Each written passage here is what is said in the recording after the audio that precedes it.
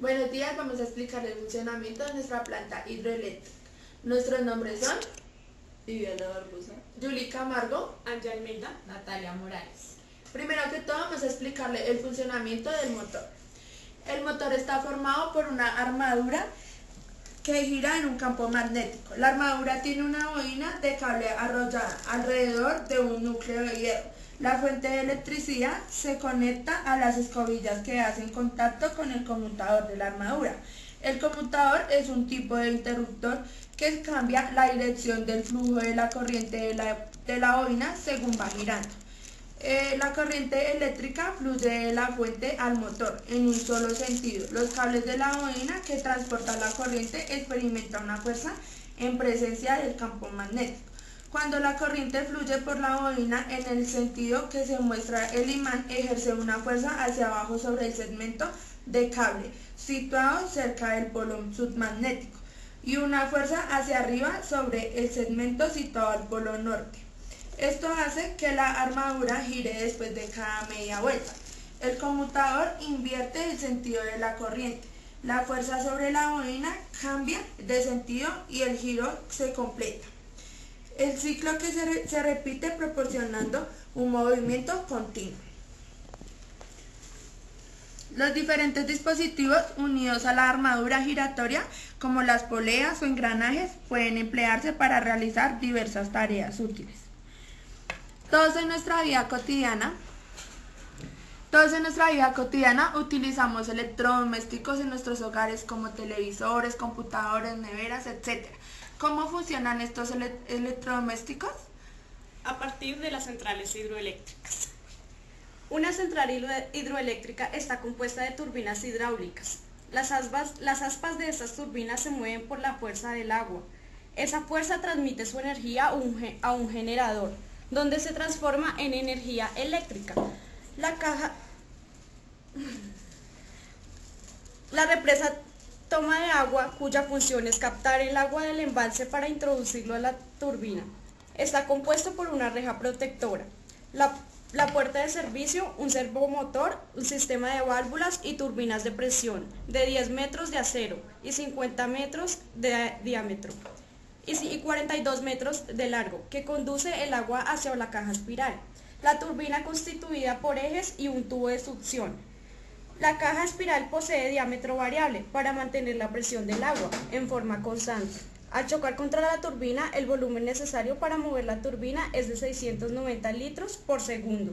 El peso de la turbina es de 300 toneladas y al girar transforma la energía cinética en mecánica.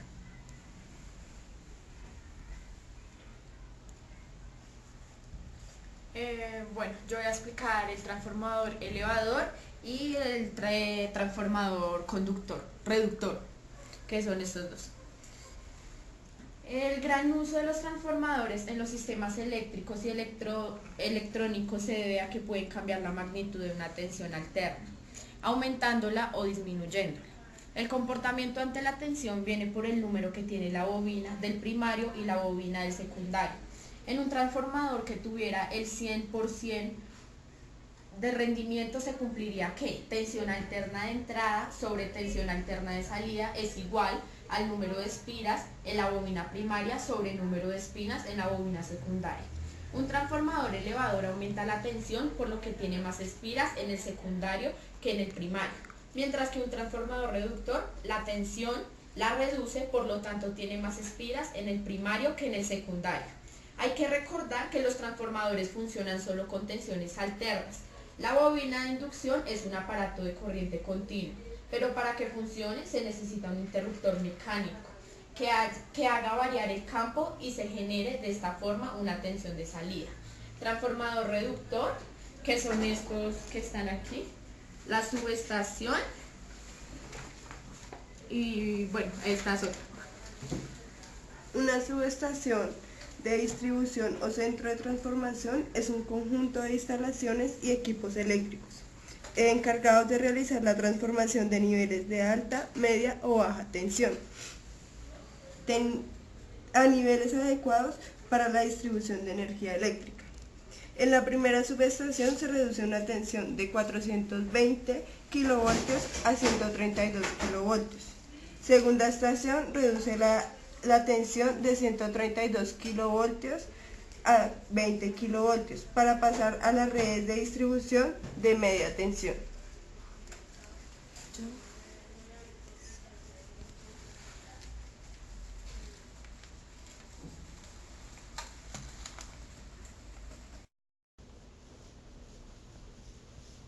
Bueno, vamos a explicar las características del circuito en serie y el circuito en paralelo y las desventajas. Circuito en serie.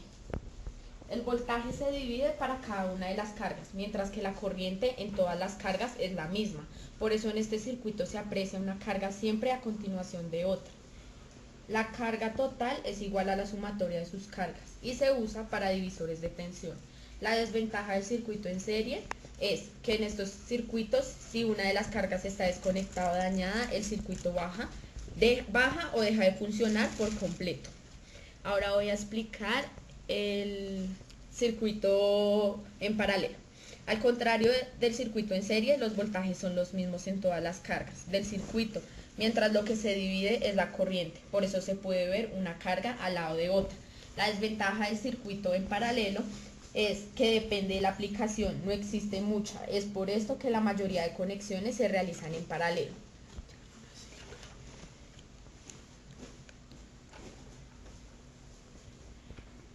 Bueno, ahora vamos a dar una breve explicación de por qué quisimos hacer la maqueta en circuito en serie. El por qué es porque averiguamos y básicamente se usa para todas las conexiones eléctricas, en donde se necesita que la corriente eléctrica se mantenga constante. Lo primero que hicimos fue pensar en un ejemplo muy clave y es como las luces de un árbol de Navidad. Es básicamente como para mantener una intensidad de corriente constante. ¿Cómo funciona un transformador reductor? Un transformador reductor es el último lugar por donde pasa la corriente eléctrica antes de llegar a su vivienda.